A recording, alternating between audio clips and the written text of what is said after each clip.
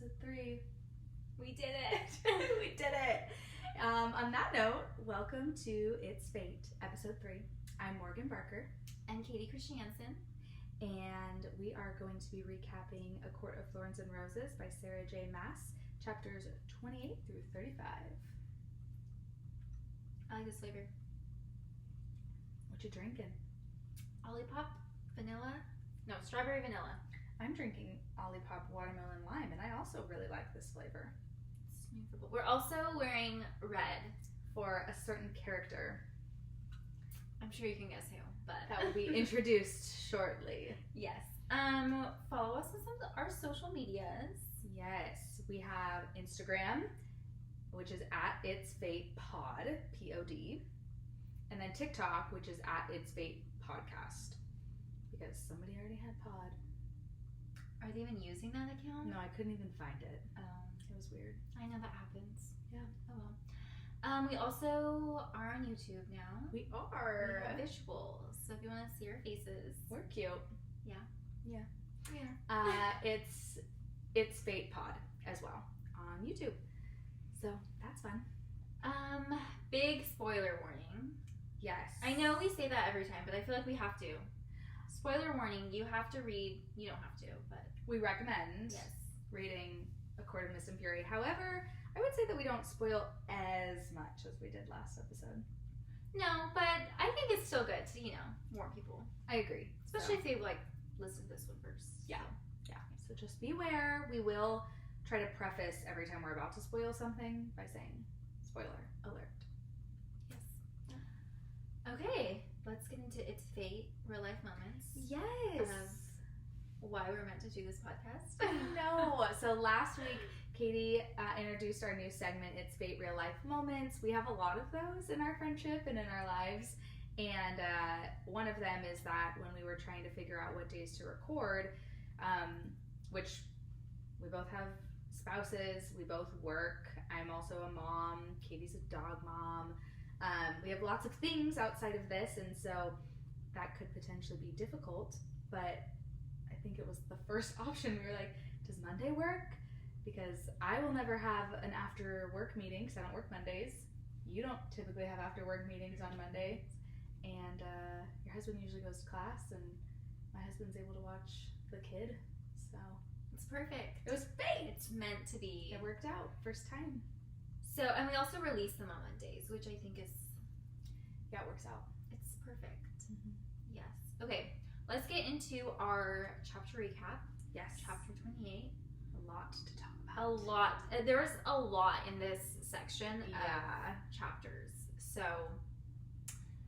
Feyre prepares to leave back to the human realm.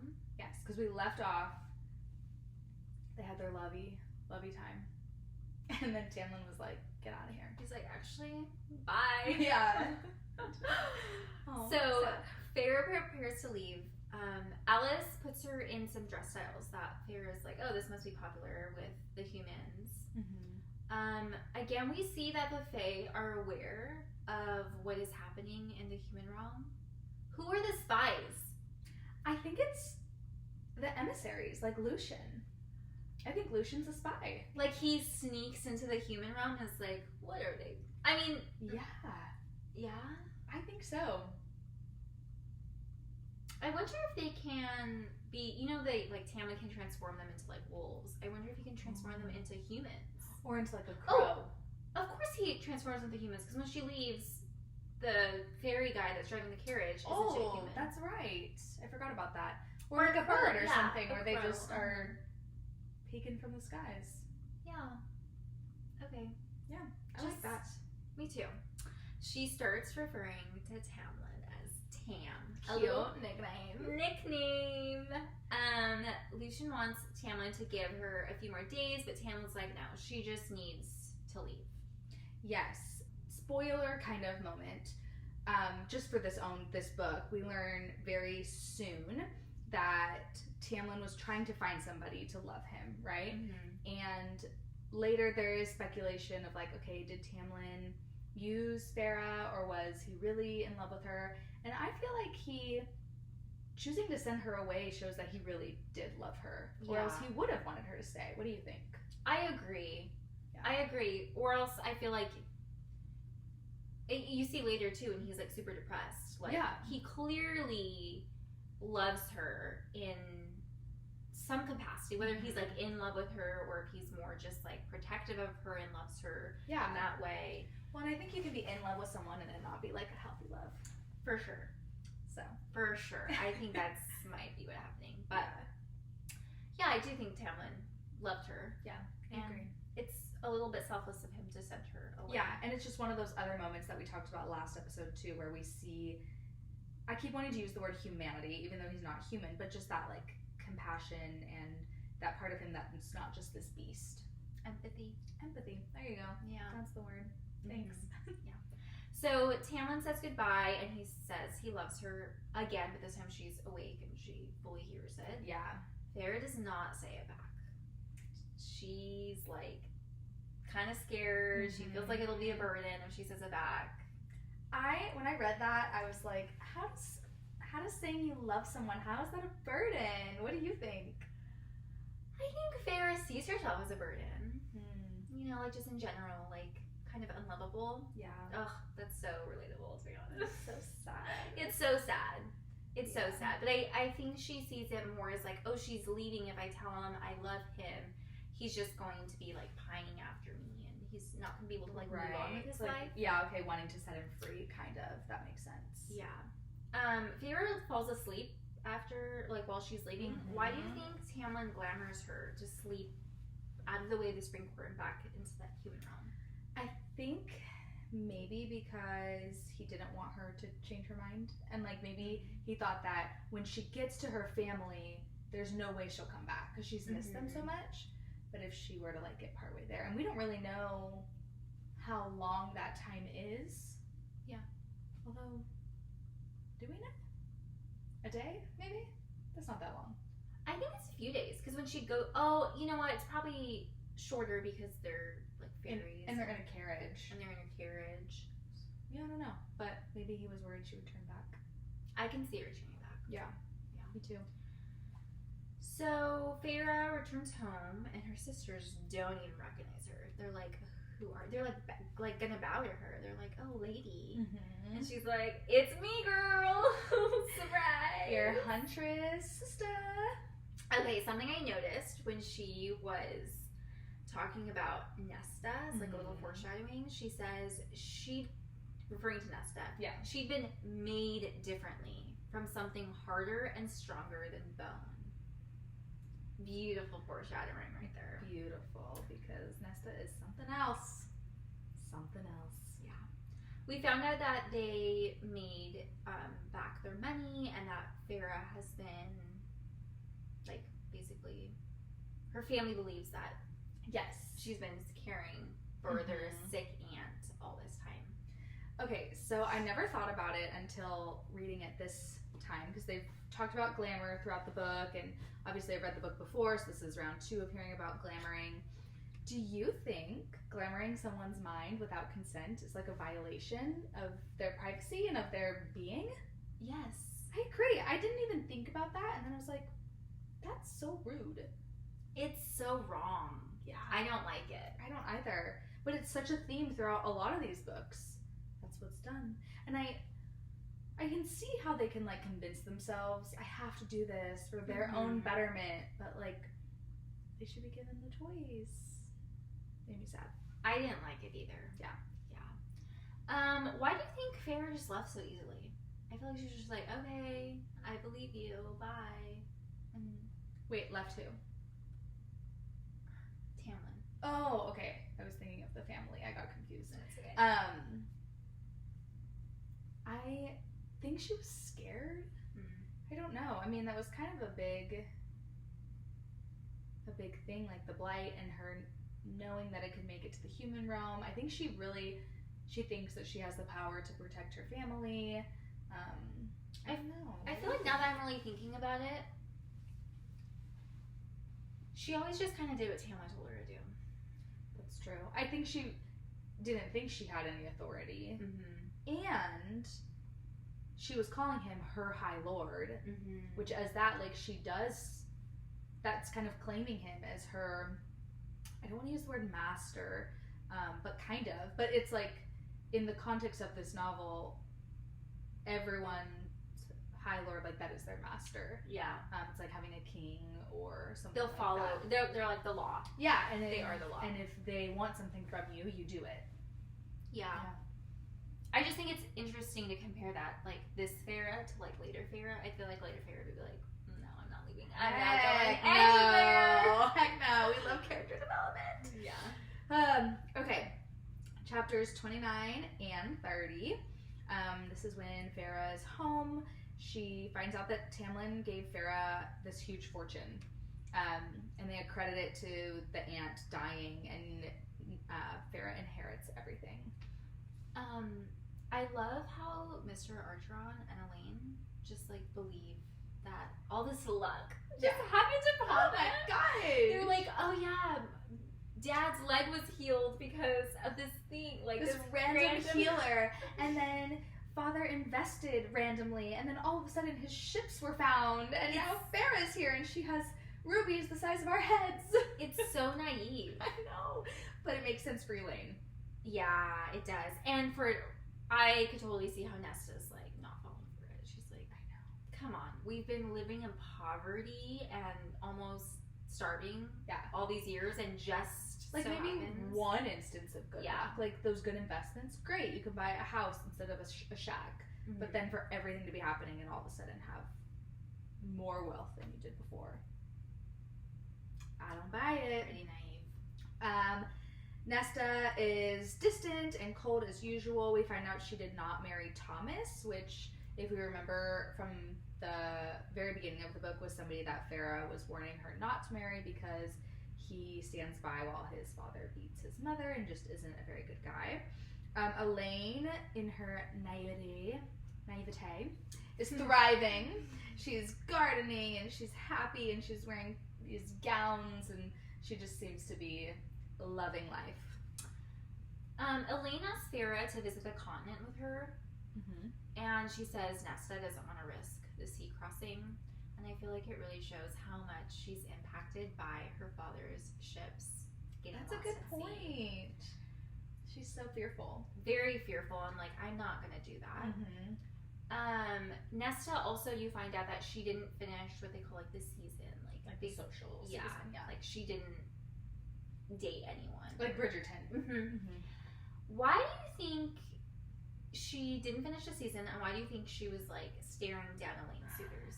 I don't know. So she has been so protective, possessive over Elaine. It's almost a little weird. It's almost too much. It is too much, I think.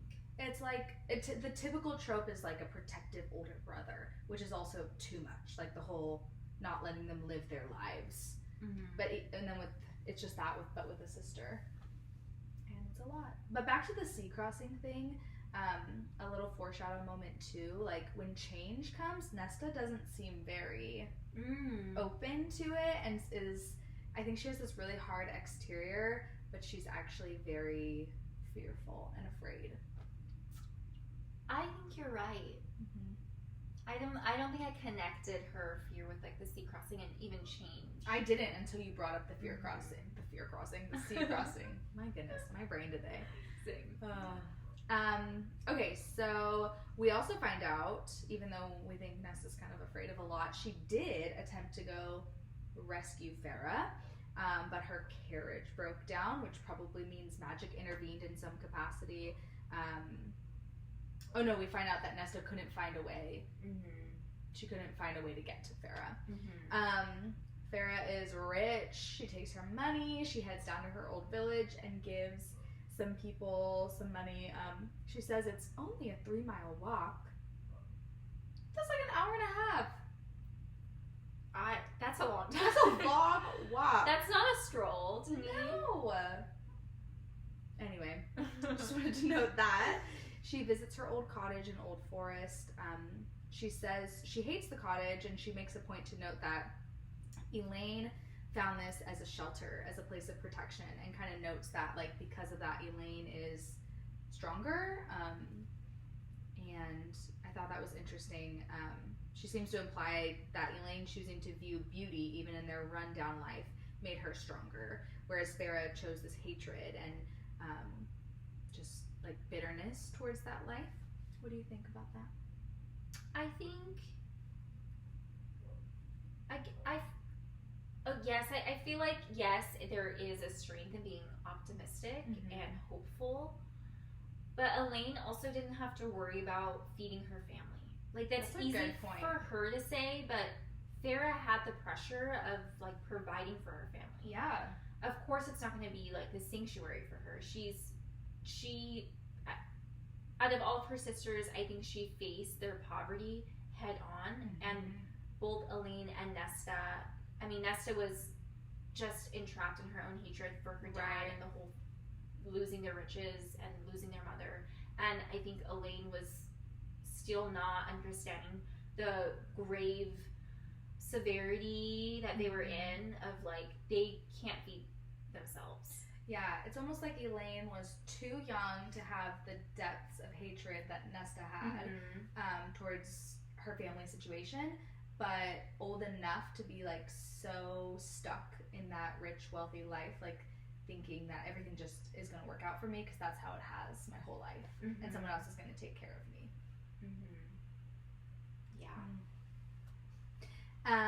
Okay, so she gives money to the poorest people in town. I love that. I know, me too. And she notes like some people that we remember from Feyre's life before Prythian. Thomas, she sees Thomas, the one that Nesta had claimed she would marry, and it looks like he's still a prick. He's like, she said it was him and his cronies. Like they're just bullies. Yeah, I love that. Feyre like stares him down. Yeah, that's when it's okay to stare down people that have like that are number one awful, and if they're associated with your sister, that they're bad guys. Yeah. Like stare them down. But if your sister's just having a little flirt, innocent at the social party ball, why you gotta scare them off? Because she's scary.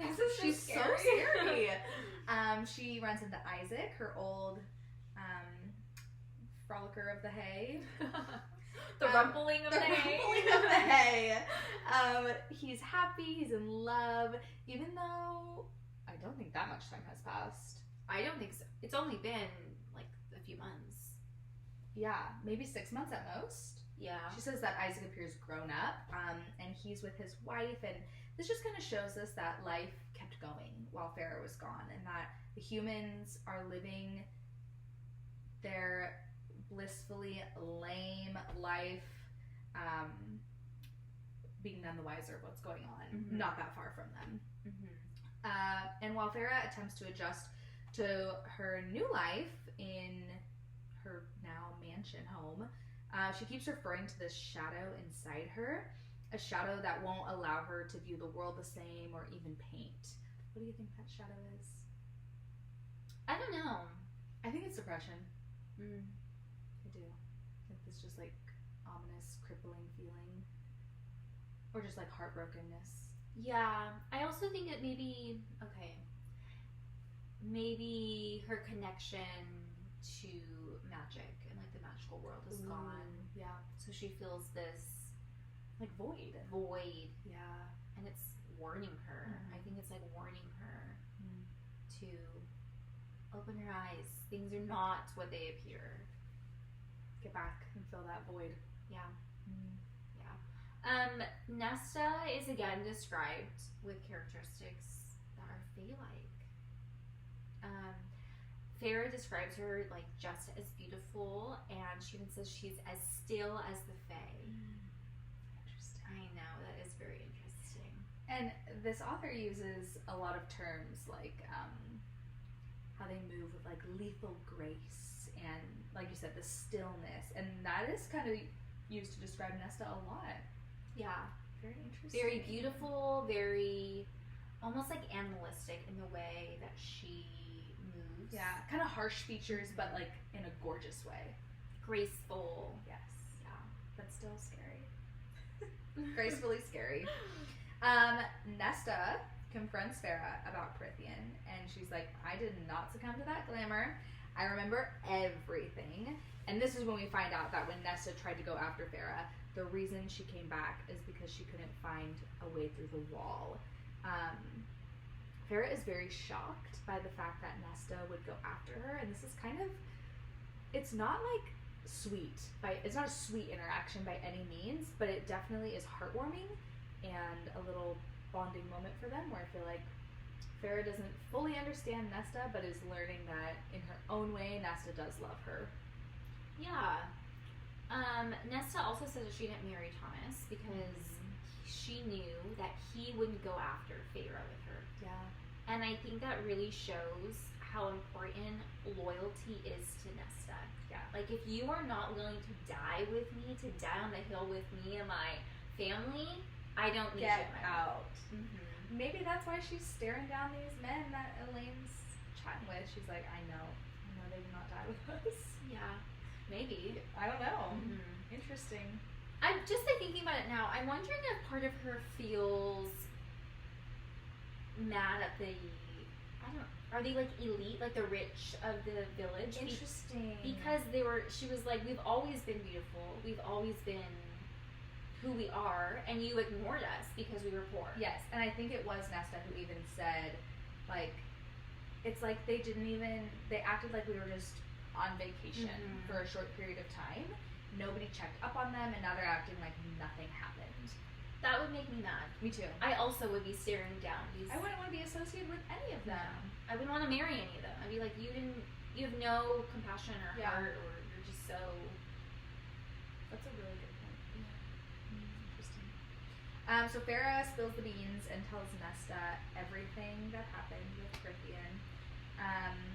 Nesta reveals that she didn't do anything when they were living in the shack in regards to like providing for them and all of that, because she was waiting for her father to do something, which is interesting.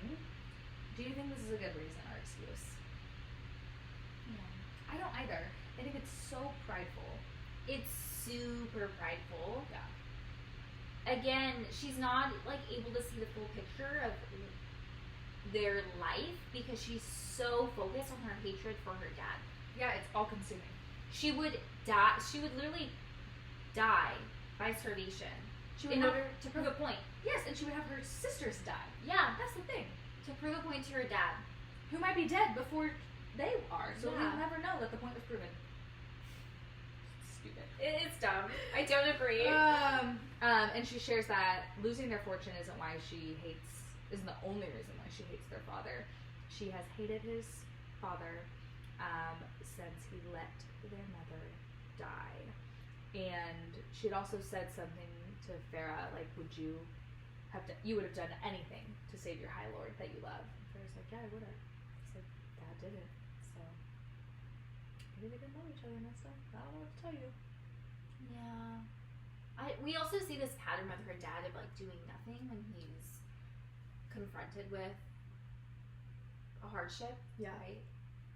That's Maybe true. it's like a pattern of, I don't know, generational trauma. I don't know. He manifests his fear in a different way, I guess. Yeah. I think so too. Still not good. No. Still not good.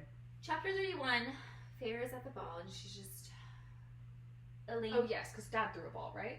Yeah, Elaine and her dad threw her ball and she's just ruminating on how she didn't save Tamlin. She doesn't want to be like her dad. No. I wonder if Nesta said that to plant a seed, or if it was an accidental like seed planting. It definitely was a seed, that's for sure. Yeah. I think it sparked something in Feyre. Oh, for sure. Then Feyre finds out that the whole beggar family was killed in a fire, supposedly. Claire's body is not found. Yeah. And she knows that the Fae probably Did this. Yeah. Because that's the name of the person. Mm-hmm. That's the name she gave to Rhysand. Yes. Yeah. Feyre tells her family that they might be in danger, so she reveals the secret. Mm-hmm. Nesta tells Feyre to leave and to not come back, which she sees is a gift. Mm-hmm. I feel like you really see how much they bonded in the few days that she's been there. Yeah. For Nesta to know that like she can say this and let it go. Like, Feyre, like, just be like, just go. Like, stop worrying about us. I feel like it especially shows her relationship. Like, Nesta's and Feyre's relationship are closer right now than I think Feyre and Elaine's. It's more, it's deeper. Whereas Elaine and Feyre are like cute and happy, but it's superficial. It's like, let's tend the bulbs together. Yeah. Whereas Nesta and Feyre are starting to have a really deep understanding of one another. Yes, and I think they've always kind of known these. Yeah, and maybe they just about each other. Like, they don't really get along, but I think they're learning that, like, that's okay, and there's really beautiful things about the other, and they can still love each other without being like besties. I think they're very similar in ways, but they like show it in different ways. Okay.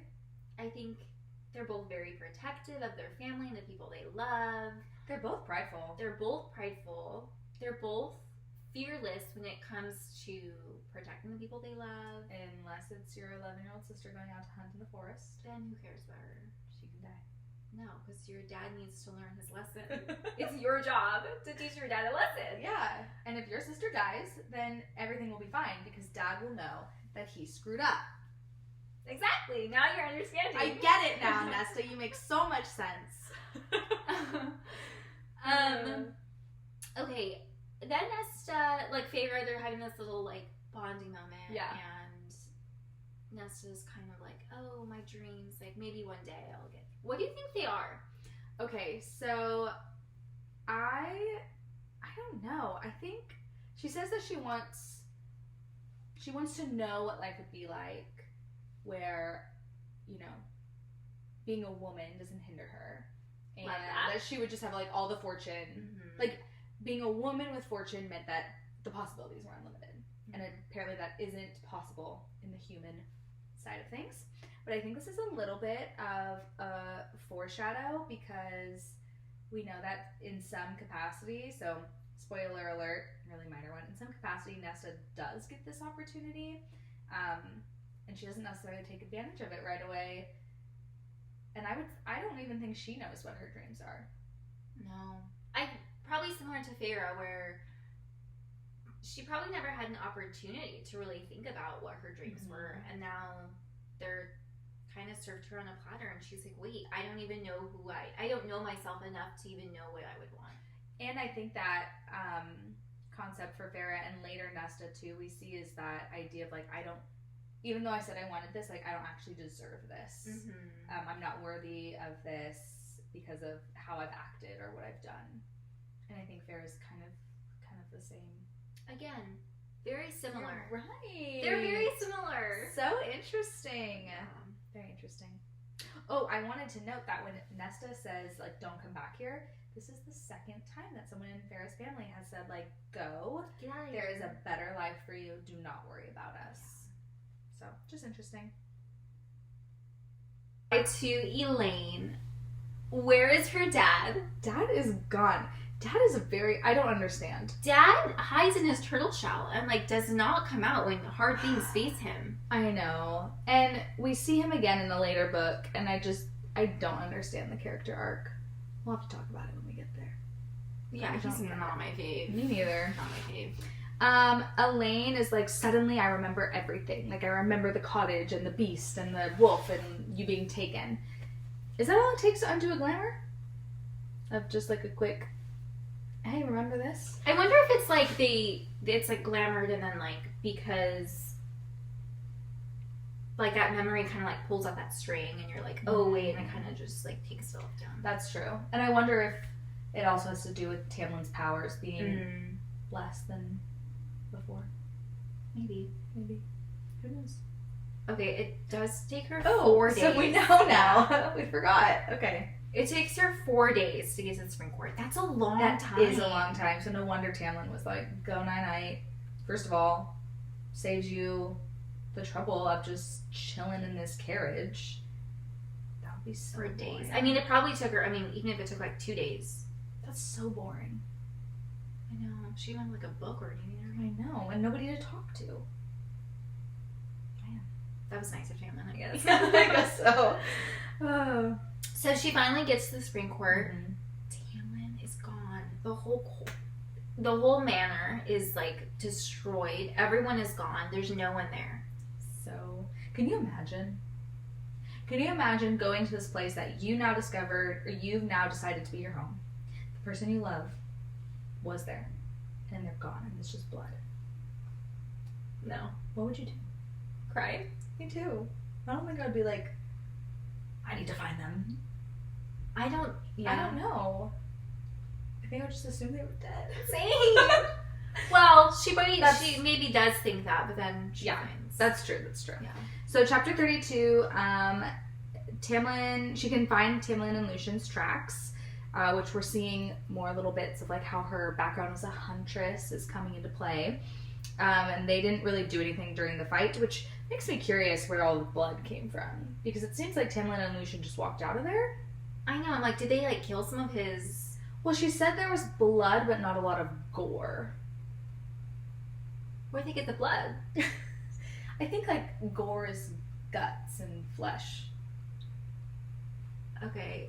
But whose? Not Tamlin and Lucian. No, but there's no gore. It's just blood. But it probably wouldn't be Tamlin and Lucian's unless it was blood planted there to make someone think that like they're dead. I don't know. That was interesting to me. But then she finds Alice. Alice is there. And Alice kind of grabs her mask. Yeah, she grabs the corner of her mask like she's trying to rip it from her face, Feyre points out. And I think it shows like how frustrated she is. Mm-hmm. Maybe she's hoping a little bit that since Feyre's back, like the curse could actually be broken. But I just thought that was an interesting little tidbit that Feyre like pointed out, that she was trying to like it almost looked like she was trying to take the mask off. Yeah, that is interesting. And she's like very annoyed that Feyre's there and is frustrated. Yeah, she's like, how hard is it for you to just say I love you? I don't know. Poor girl didn't know what was going on. I know. We get a lot of background on Amarantha. Oh, okay. I love this. So I saw that they called her Never Fading Flower, and I was like, I bet you there's something on her name. Oh, okay. I'm reading what you put. Tell me. Okay. It's a real flower. Okay. It's called amaranth. Okay. Or amaranthus for the plural. It's most commonly red. Which is why we got our red. She's a redheaded gal. We are not. So this is how we're representing, even though we don't want to be her. This is just what we chose. So the flower is typically associated with longevity, death, and mortality. Because the flowers are slow to wilt. Interesting. They also represent unfading affection and everlasting love, and hopeless love or hopelessness. Which is super interesting because we find out that Amarantha is basically in this hopeless love with Tamlin. And I would even say her sister. Interesting. She's really holding on. She's holding on. She is this everlasting, undying love. And yes. Revenge. And it seems like that she cannot fade. No. Yeah. It's interesting because she also noted Alice, when she said her name, kind of seemed to cringe. And in previous chapters, they couldn't say her name, and this just made me think of who should not be named. She who shall not be named. You know who. Okay, more background on Amarantha. She was an emissary from the Hybern King, which is a continent. The continent. No, it's an island. It is? It's not the continent. No, because remember the... You're right. Okay. Yeah. Thank you. You're welcome. It's an island called Hybern. Yes. And he was the king. It's smaller than Prince. Yeah, it is. But their forces are large. Yes. And it's just like one unit, so it's not divided by all these different ports. During the war, she served as a general. She has a sister named Clithia. I don't like that. I don't like that either. But let's go with Clythia. Okay. Clythia fell in love with a human general. So this is referring to the war where humans were enslaved to the Fae and that big battle. So her sister fell in love with a human general named Jurian, and Amarantha already hated humans. and was fighting on the side against the humans. And then, come to find out, Jurian used Clythea for information and then tortured and butchered her, which just made Amarantha even more pissed. I want a little short story on him. Me too. That would be really interesting. Ooh, like just a little 100-page novella. Mm-hmm. All right. I bet there's fan fiction out I there. bet there is. I should read some. Which I don't really get fan fiction. What do you think about it? Like, how is it not copyright to use someone else's characters and storylines and, like, you know what I mean? I think because they're using them, like, not for profit. They're not, like, profiting off of them, typically. Oh, I didn't know if you sold them or not. No, I don't think they do. I think I have seen, though, like, bounded books with, like, No, me too. That's what I'm saying. fanfic. Where it's like Rhysand's view of this Mhm. book, and I'm like, but it's fan fiction. I'm like, but it looks like a book by Sarah. Which is interesting. I don't know, copyright laws, but... We'll look into it and we'll get back to you guys. Okay, so she plucked the power. Amarantha plucked power from the High Lord's bodies, and that is how she like tricked them into following her. And at first, she came and was like this kind gal, like trying to make amends for the war, and then she tricked them and plucked them. Which she must be a great actress for them to think that she was a nicer... Yeah, because they even said that she, instead of freeing her slaves, she burned them. Yeah. That's so sad. And really scary. That's not the way to go. Yeah. You made a note here about Heart of Stone. Oh yeah, I wonder if that's what they were, because she plucked their power, and Alice is like right from the source. Oh. And so I was if just- they all have a Heart of Stone. Yeah, if they all have a heart of stone. That's Because all their interesting. power was taken. Interesting. We also get some more Tamlin background regarding his father. We knew that his father fought against the humans, but come to find out, Alice says that he was very, very vicious and sympathized with Hybern. And it just makes me wonder, like, how being raised by someone like that has impacted Tamlin. And although Tamlin is very much trying to be so different from his father and succeeding in some ways, he still has that rage inside him, and he seems to crave control, which just makes me wonder if, like, he never had any control as a child. Basically, he needs to go to therapy. His childhood trauma. Childhood trauma. Daddy issues. Oh my god. Tamlin has daddy issues. Should that be the title of this? Absolutely. You are listening to Tamlin Has Daddy Issues. He does. He does. He has daddy issues. He has childhood trauma. He could potentially even have like some PTSD going on there. Especially, their lifespans are so much longer than ours. Yeah. I'm sure they're a child for longer than we are, and I know I they haven't. mature later. I've wanted to understand that more, the timeline of their lives, because they're all. Well, Tamlin is like what, 300 years old or something, but he looks like he's in his mid-20s. So what does that even out to? Like, how long are you a kid? I don't know. I don't know either. So that was just interesting. So Amarantha took Tamlin and wants him to be her lover. But Tamlin is refusing her. Oh, Tamlin also refused her the first time. So she came and was like, be my lover. And he's like, no. And then that's when she curses him and curses all of the Spring Court. The whole treaty thing was a lie, we find out. Tamlin was sending his emissaries to be killed in hopes of finding a girl willing to marry him. So that's what the curse was. The curse was that Tamlin had to find someone, a human, with hatred in her heart towards the Fae to fall in love with him, willing to marry him. I feel like it kind of shows that although Tamlin now probably has different views of humans, like when he refused Amarantha, he was like, I would sooner marry a human girl than marry you. And like, so you thought like humans were just like a little bit above an evil, horrible Fae? Like, Yeah. I don't think he had probably the best view of humans, even though he probably didn't want enslave them. I don't think he... Right, he recognized them as beings who deserve their own autonomy, but it was like, I don't want to be associated with them. Yeah. But maybe more so than this evil fae, like you said. That's wild. Yeah.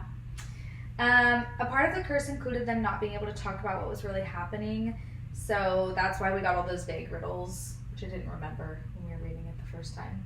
So I was like, why aren't they just telling her?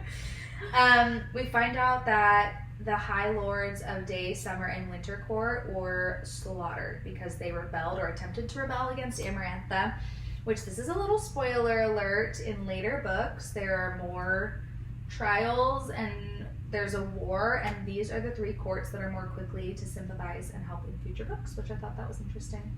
Mm-hmm. We find out that the children of the blessed were used as messengers to other Fae territories. So they didn't get married off. They were used as messengers. They're sent over the wall, used as messengers, and probably things did not end well, is the guess. I wonder where they get that story from.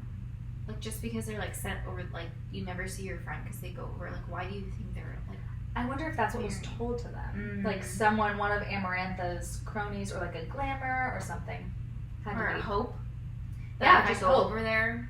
Or like, this is what I believe, so I want to believe that the Fae are good. How much confidence do you have to think that, like, you can just go over there and, like, a beautiful marry a High Fae? Lord? Yeah. But you're not. I know. You're mortal. You're mortal and, like, not as beautiful as I think that. I'm like, right. what do you have to offer them? Like, you can't do anything. You don't have powers. You're like, and you're gonna get old hecka fast, and they're gonna be young and beautiful forever. I don't know. It's called ignorance. It's poor children of the Elaine. blessed. It's Elaine. She could have so easily been a child of the blessed. She really could have. Yeah. I bet if they had stayed wealthy. Okay, there's a lot in this chapter. The way Alice talks about Tamlin shows us more of his compassionate side. She says that he provided aid to her and hid her nephews, and she said she could tell it broke his heart to send his men across the wall all the time, but he still did it. She also says they were willing to go.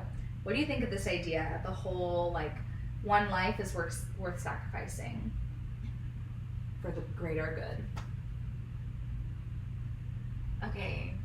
Tell me your real thoughts. I am. Sometimes I think, like, could I be evil? Because sometimes I do agree with it. No, I think that... Okay. I'm not evil? I think that the idea of sacrificing yourself or a life to save so many people, I agree with that. Yeah. Whereas later we kind of get the opposite side. We're like, I'm going to kill a bunch of people to save one person. Mm-hmm. And that I don't know if I can get on board with. Yeah. Unless they're, like, evil people. Right, exactly. But this whole, like, I don't know though, because I've never been put in that situation where if someone was like... You've never had that situation? Nobody's ever threatened my loved ones. But if I had to kill 20 people to save my son, I might do it. I might do it for you. Thank you. I think about my dogs. I'm not joking. I'm not joking. I know. So when I read these books, I'm like, oh my gosh, they're just killing innocent lives and putting one above another, and it doesn't make sense. And then I'm like, but I think I would do it if I was put in that situation.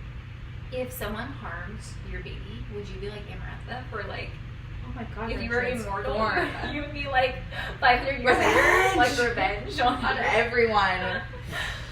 I don't know. Yeah. It would be very hard. So. Okay. We're struggling. Is there caffeine in here? I don't know. I hope so. I don't think so. Okay. Well, something I did notice is Alice uses put down instead of kill, which I feel like is so animalistic. It really is. It's kind of like a nice way to put it, but I'm also like, they were brutally murdered. I know, it's interesting. Because put down is like, oh, like you think of pets. Yeah. Like we're putting I them would down. never refer that to a human. Especially if they were slaughtered. Mm-hmm. Interesting. Alice is just like pissed about this whole situation. She's like, you stupid girl, how hard is it? And that's a lot of guilt and pressure to put on Feyre, who is in the same breath that she's like, you stupid girl. It's like, well, you're just a human. It's like, if she's just a human. It's hard to use air quotes while holding a mic. Just a human. But apparently should have figured out how to save all of Prithian. I know, like, they gave her no clues. No! They gave her no clues. Like, we set it up for you. No, you did not. And then you sent her away right when Tamlin said he loved her. Oh, and I think, honestly, she would have said I love you within, like, a day. I do too. I think if she wasn't leaving, she would have said it back immediately. I think so, like, the next time he said it. Because the reason she didn't was because she didn't want to put that burden on him with her leaving. Everyone else is stupid. Anyway. Tamlin... Should we find out that Tamlin is still refusing to be Amarantha's lover? Yes. Why do you think? What do you think about this decision? I really think he's trying to stay strong, and even though it would, I think she's promising that like power would return and stuff, they would still all be under her ruling. I just feel like, wouldn't it be sneakier to say, yeah, I'll be your lover, and yeah, that's horrible, but like find out her plans, find out her weaknesses. Because now he's just like being so stubborn. I'm like, you're never gonna get anywhere. Now you're still in the freaking mask. Now you're like still don't have your powers. Yeah, and what's you know his nothing. ending? Like, what do you think is gonna happen? They're just gonna. I mean, they are immortal, so are they just gonna be there for all of eternity? I feel like Tamlin isn't very strategic. Yeah, he's not. I would say the same. He's not a good planner like that. Yeah, interesting. Okay, this is kind of random, but Feyre talks about Alice and she's like describing her, and she says her hair is glistening mud. How do you feel about that? What if I was like, your hair's just like glistening mud today, Katie? I would want to wear a wig. That's an insult, right? As someone who has dark brown hair, I know, I thought of you. I don't like this hate on brunettes sometimes that we get. I feel the hate for me, even at school, when I'm working with my preschoolers and we'll be like drawing pictures. They're like, what color is your hair? And I'm like, I don't know. Like your natural hair? Yeah, it's like brown blonde. Blonde brown. Blonde. Yeah, it's dishwater blonde. Yeah. And you're mud. I'm glistening. At least I'm At glistening. least you're glistening. I'm a little sudsy, so maybe there's some sparkle. I'm currently reading like a little romancy. My toes were in the camera. And they just popped. Okay. I'm currently reading. If you have a foot fetish, go check out our YouTube. Subscribe to our Drawing System feature. Subscribe to our channel. We will show you one toe in an episode. We have 10 episodes to put out. Okay. If you're really lucky, you'll get the heel. Anyway, I'm reading this like really. It's not. I don't typically read romance books like this, but I just needed something to read and it was free. And they always say like, oh, honey brown, and I'm like, that's blonde. Honey brown. Honey's orange. Orangey. And yeah, I'm like, I think they're trying to describe like a light brown, but I'm also like, I don't honestly know a ton of people in my life that have like light brown hair. They have like brown hair, like darker brown. My sister has light brown hair. I think so. Okay. I can't think of anyone else. It's like the color of a twig. Okay, I'm mud. Your sister's a twig. And I'm just like, what is this though? Really though? I would say you're like a light. Like, what category do I fall in? And my blondes do it better, or brunettes have more fun? Or is it the other way around? How come we're pitting girls against girls? I don't know. And then redheads are just a wild card. I don't know. Help us I'm figure just out quoting the world. Morgan's. Oh, I know. I know you don't truly feel that way. Anyway, yeah, no, I don't. Tell us Morgan's hair color, please. Please, you have to watch YouTube to find out what my hair color is and what Katie's toes look like. Okay, so then Feyre's like, Alice, you have to take me to Amarantha, and she's under this mountain. It's called Under the Mountain. So bad name. Under the mountain. Why couldn't she name it something else? I think it's just literal. I don't know. I didn't like it. I was like, Under the mountain. Well, we don't even know what the mountain is called, but it's referred to as like their sacred mountain. But we never. Do we ever find out? I don't think so. Oh, we might. We might, but I don't remember. In Nesta's book, we might. Mm-hmm. I think so. Okay, SJM writes some great female protagonists, but it's also interesting to see how she writes some female antagonists in ways that aren't typical. Like Amarantha wanting to force Tamlin to be her lover. We also, from previous chapters, know that they were calling Rhysand her whore. So typically we see men in the role of someone who's like sexually manipulative like that, but I did think it was interesting that it's a woman, and we see in a later book that something similar happens with another female character. Because it's not just men who have that.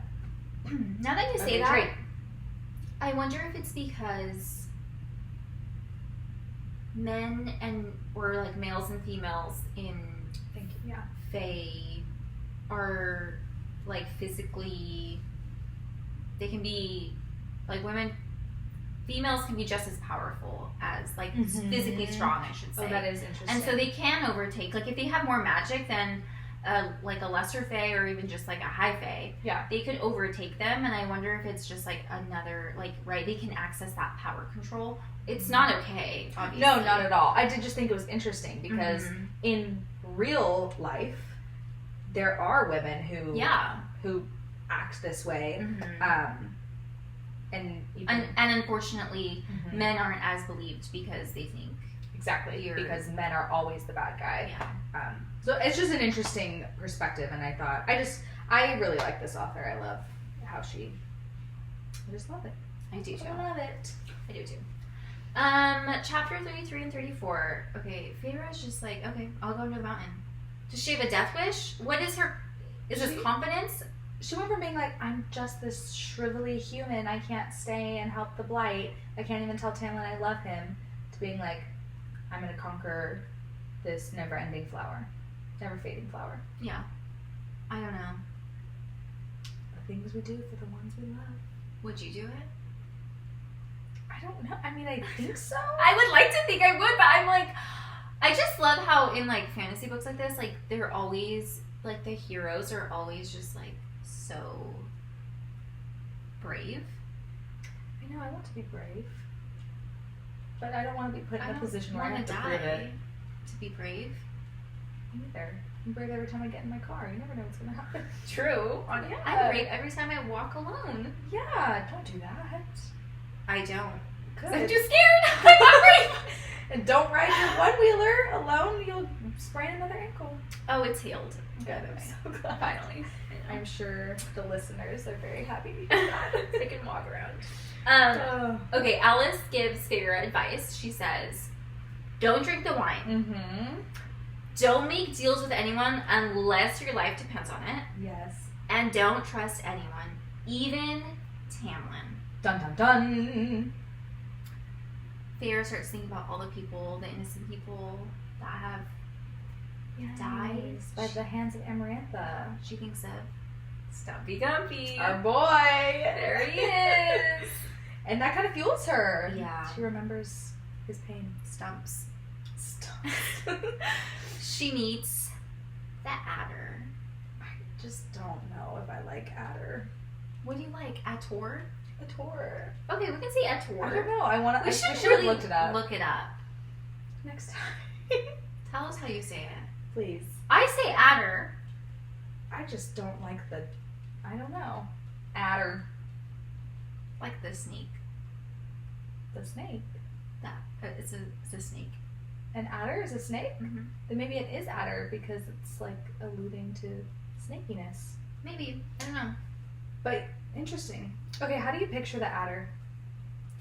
Okay, it's still humanoid. Like it still has like legs and arms and like a face. It has wings. She did in the later. She describes like rows of teeth. I was thinking of that too, and it made me think of sharks. Yeah, it kind of reminded me a little bit too of like Stranger Things. Like when they, like that, like... Yes. The rows of teeth. Yes. I can't remember Like, what. no nose. I picture no nose. And just No like these nose. depthless eyes. Yeah. She just sometimes describes, like, is it his wings that are bat-like or his ears? I can't remember. I think it's his ears. What does that mean? Like, his ears are, like, big and, like, bat-like, meaning, like, they look like wings? Wait, because bat ears are Floppy? pointy, just like Fey ears, right? Yeah. So just pointy? Because the on top? the bat wings come later. We like the bat wings. I love a bat wings. Spoiler alert. We love a bad boy. Mm-hmm. Yeah, I don't know.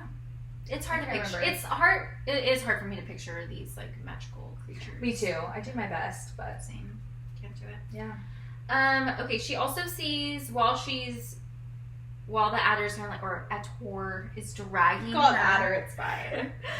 Dragging her away. She sees the lesser fae and, like, creatures, and then she starts seeing, like, beautiful architecture, and then she's like, oh yeah, I know I'm about to meet high faes. And I feel like the lesser fae being on the outside of, like, the beautiful architecture in their, like, little under the mountain building just shows their, like, version of, like, racism and, like, hierarchy. Is like, they're not even welcome in there.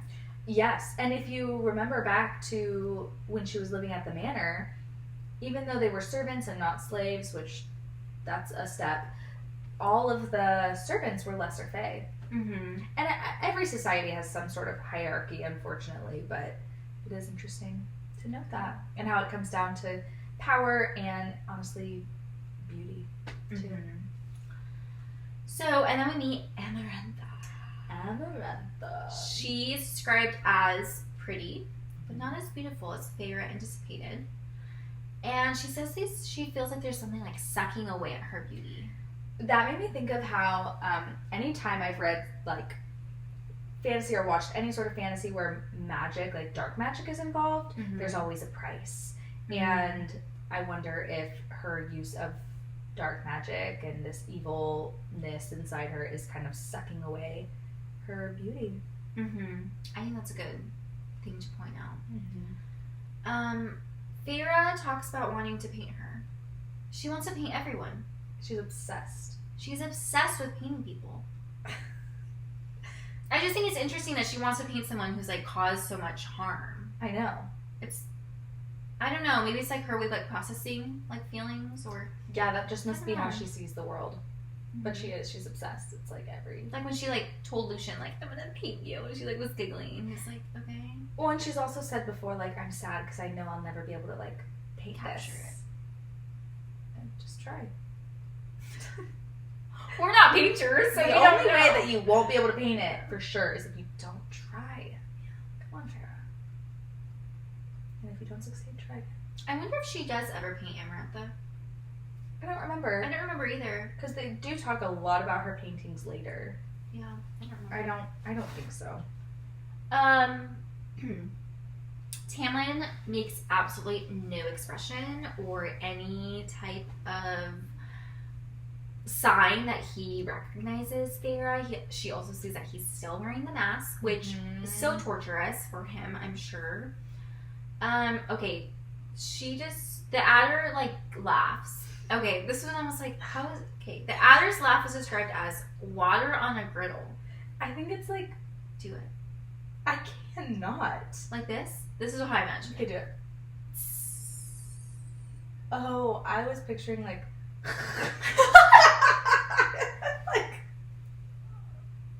Like a boil?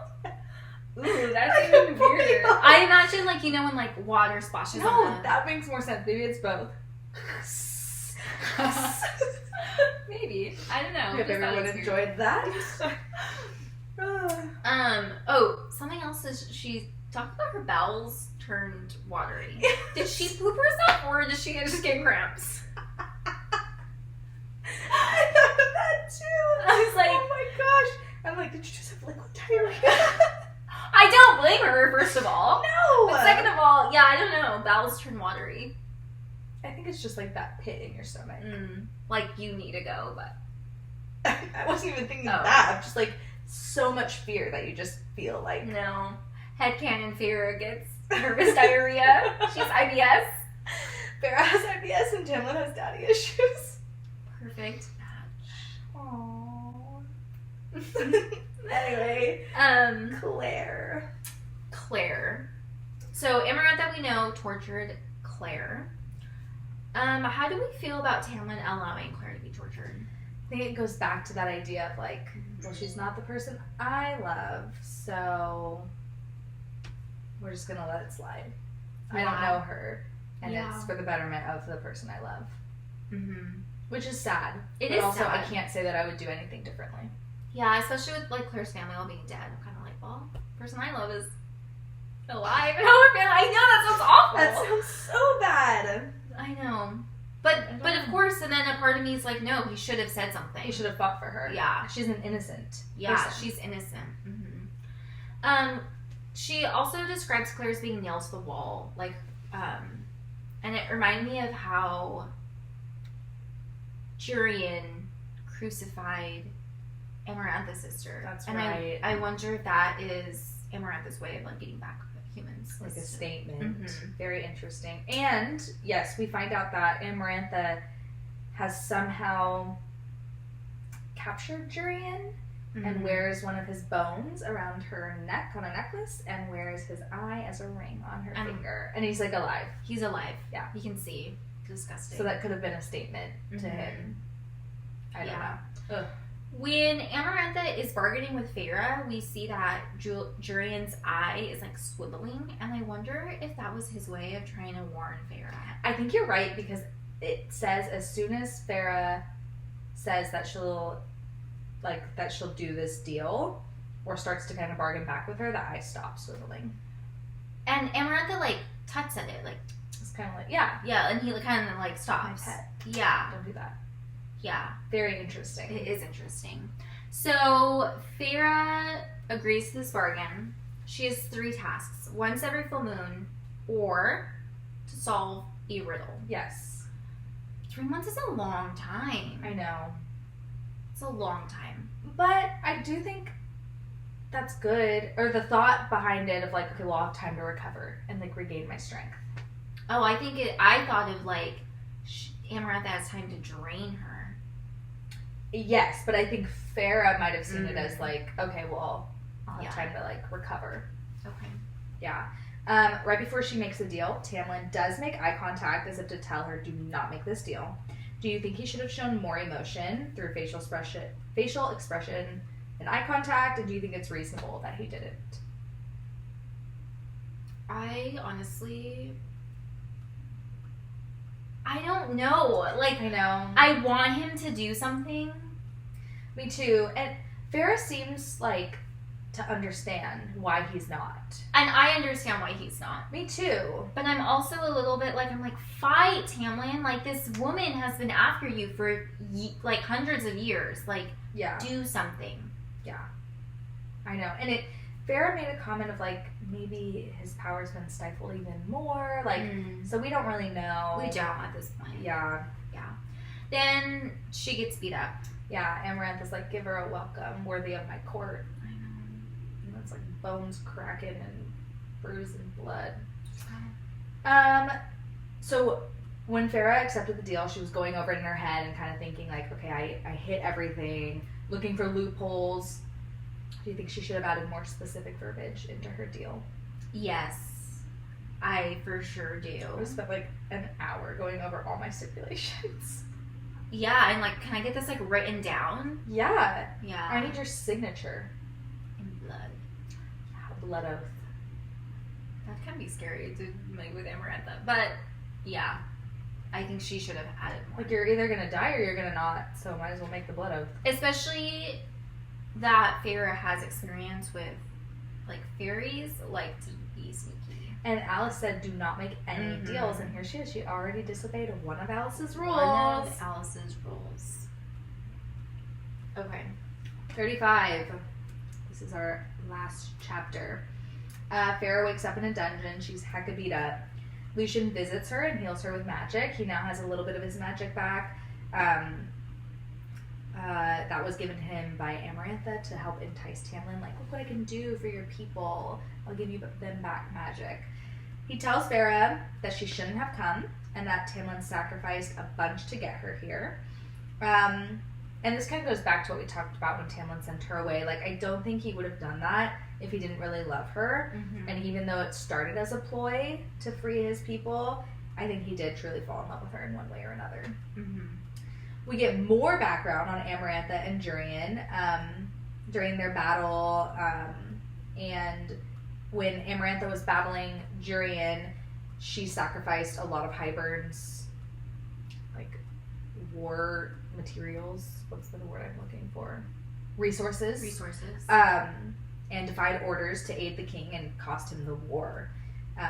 Which is interesting that she was so filled with rage.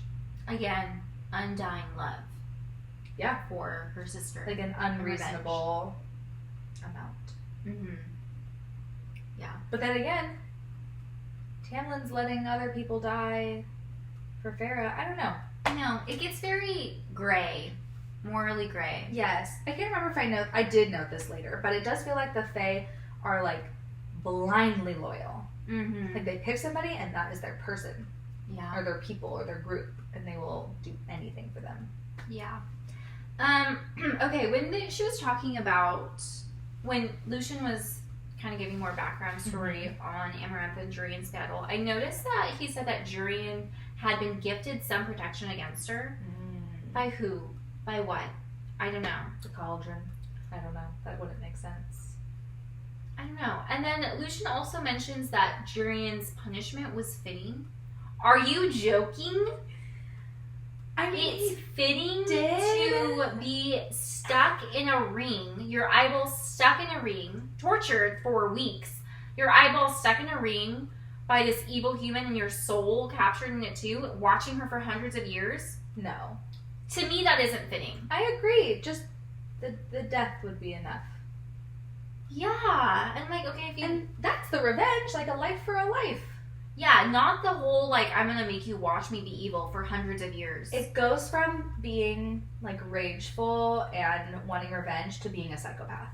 And very calculated. Yeah. And just pure evil. Pure evil. Absolutely. Lucian just kind of vanishes after that. And she gets taken to Amarantha and is noting all the ways she can escape. She's, like, you know, has that hunter mindset. Yeah, I noticed that Amarantha has a lot of, like, sneak imagery regarding, like, her smile and her looks, which very fitting. Yeah, and snakes are known as, like, temptresses. Temptress? Mm-hmm. Is that a female term? Or is that a... I think so. I think, like, a tempter. Tempter, yeah. Like someone who tempts Mm-hmm. another and deceives others as well, which is interesting. So, interesting. Again, Tamlin has no expression. Poor Feyre. She's just like, throw me a bone here. I know, at this point, it's like, come on, do something. Yeah. So we know he's trying to protect her by not showing how much he cares for her. What do you think of this tactic? I don't know. I kind of understand it at this point. Because it's like, I don't know. I feel like eventually he would need to do something. Mm-hmm. I agree. It's really hard. It's really hard to judge him. Because it's very easy to be like, well, I do this. But it's like, no, I wouldn't. Yeah. We have already determined we would both be dead. We would have died at 11 Mm-hmm. of starvation because we wouldn't have hunted successfully. So we wouldn't even be in this position. No. Yeah.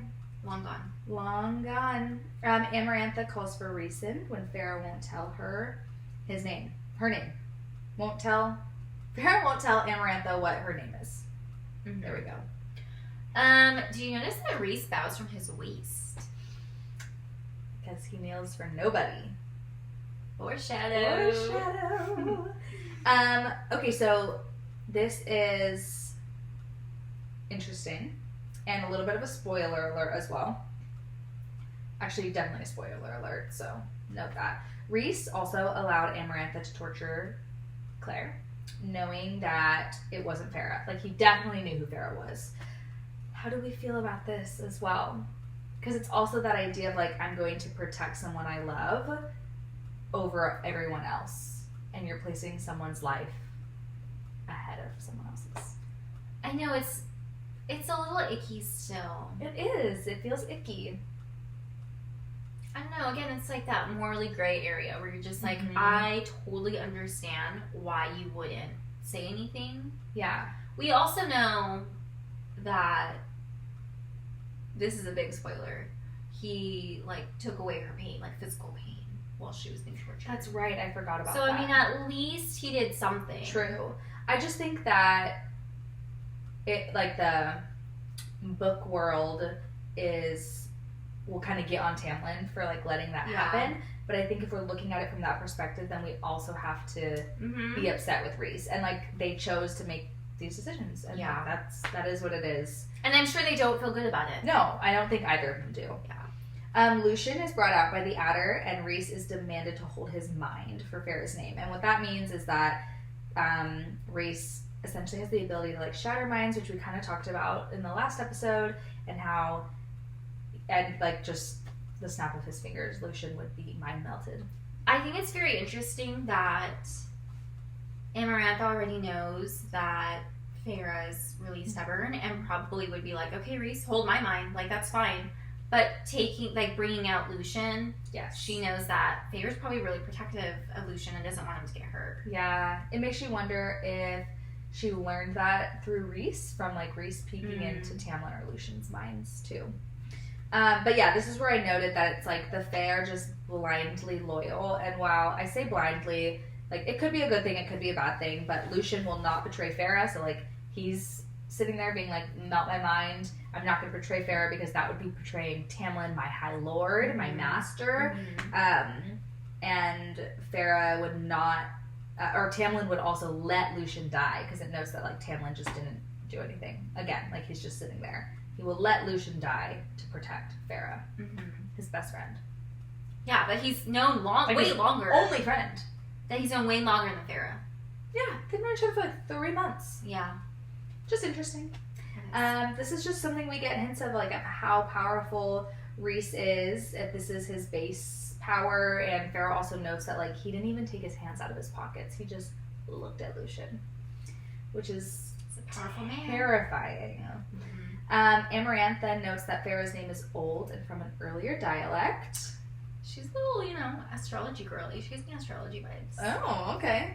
She's like, I read my horoscope, so I'm gonna be a raging bitch. Always. Forever. Yeah. I will be a powerful warlord. Why do you think she even, like, mentions this detail of, like, Feyre's name being old and from an earlier dialect? I don't know. Me either. I was trying to think about, like, what would be, like, the significance. And Feyre sounds a lot like Faye. Ra.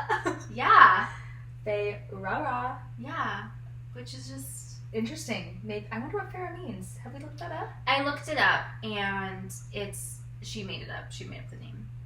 I knew somebody named Feyre in middle school. It's probably maybe it's spelled differently. Yeah. But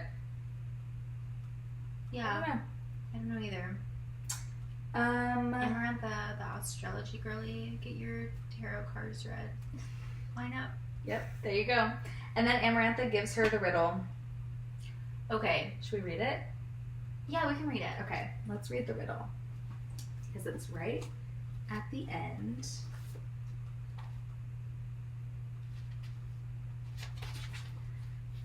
There are those who seek me a lifetime, but never we meet, and those I kiss, but who trample me beneath ungrateful feet. At times I seem to favor the clever and the fair, but I bless all those who are brave enough to dare. By large, my ministrations are soft-handed and sweet, but scorned I become a difficult beast to defeat. For though each of my strikes lands a powerful blow, when I kill, I do it slow. Did you get the riddle the first time you read it? Okay, the first time I read it, in that moment I did not, but I do remember figuring it out before Feyre. But, like, right before her. Same.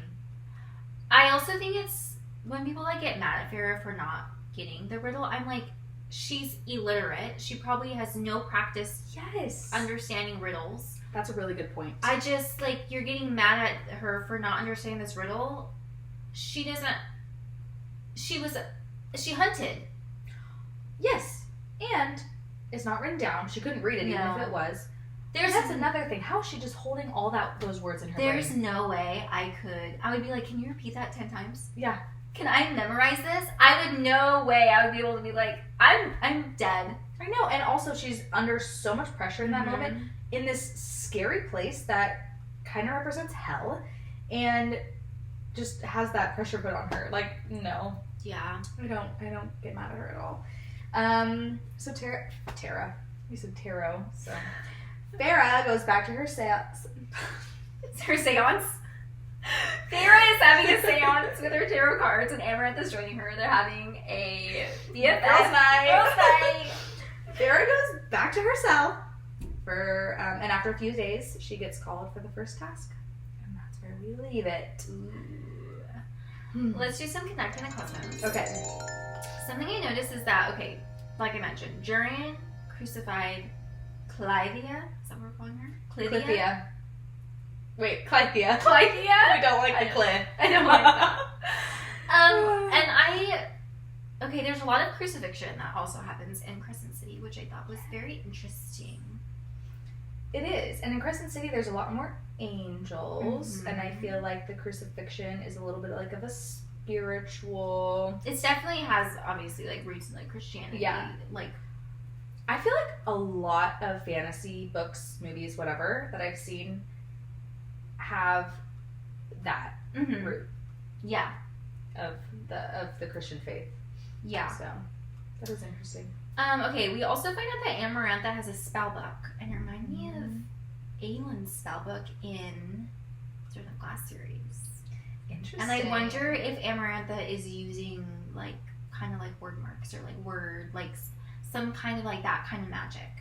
If that's like the darker magic or something. Yeah, because no one else has their power. I mean, I know she's keeping their, but she can't access their powers. Right. But she does have magic. She already has magic and then is now using something else. Yeah, but like other Fae don't use spell books. I know. But we know the King of Hybern does. Interesting. Yeah, just very weird. That is really. Yeah. Got me thinking. Okay, we also see that Feyre mentions that Amarantha has 2 sharp canines, and in the fairies of Throne of Glass, they have elongated canines. Yeah, do we know, is that mentioned at all in this series, elongated canines? No. Or in Crescent City? No, that's why I noticed that when she said 2 sharp canines. I'm like, She is ancient. she's old. Or at least comes from a very old line. That's true. That's another thing that makes me think of how they age. Like, she's described in a way that would make me think she's Middle-aged. That's gross. If Tamlin is equivalent to like a 24-year-old or whatever they said, and she's like 40? I mean, some people might not think that's gross. I Personally, personally do. That age gap is a little difficult for me. Yeah. Especially when it's against someone else's will. Yeah. I think that's a big part. That is the biggest part. Yeah. Yeah.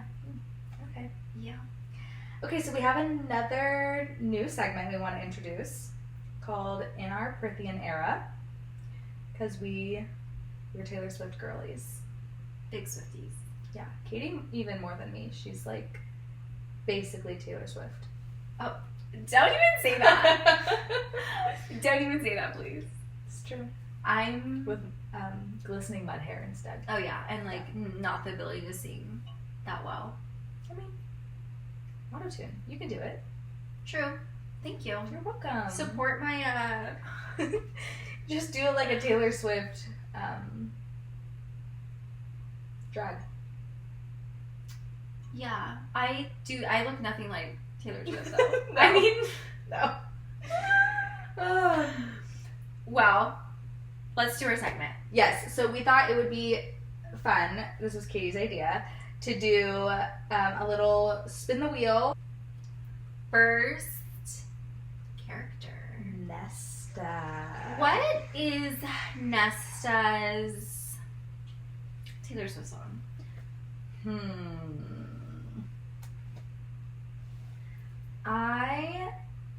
It's hard for me to choose for this book. I feel like later on it would be Look What You Made Me Do. And if you've read the other books, you know. If you haven't, it's okay. I like that. Let's do another one more for Okay. this book. Resand. Let's see. Gorgeous. I put gorgeous. I like that because even You're Feyre so said, gorgeous. "Sing it." I'm gonna let you do that. That was my little sneak peek. You're preview. welcome. You guys got to see Katie's toes and hear Taylor Swift through Katie. Taylor Swift sing through Katie. I have her voice. Yep. So, I stole it. ooh, dark magic. I read that. But yeah, I think gorgeous. Yes, because even when Feyre saw him for the first time, Yeah. she said he was the most beautiful man she's ever seen. I love it. Yeah. So stay tuned because next week we will do more Taylor And- Swift moments. Email us or leave a little comment, DM us, and Yeah, tell us just who you chat think. with us. Yeah, and who you think, what song matches each character. Okay, wait. Let's do another one and have the people tell us. Yeah. Yeah, Okay. it got Feyre. Ooh, that's a good one. Okay, so for Feyre, let us know what you think, and we'll talk about it next week. Yeah. And then next week we'll be reading. This is not right. What are we reading? 36 through 41. We should double check. I don't have my phone. 36 through 41. That's what we're reading. And then, so we have 2 more episodes where we will be discussing this book. So, yeah, join us next week and read along. Follow us on social medias and rate, review, subscribe. Thank you. Bye. Bye. Oh. Is it my turn? Am I doing this?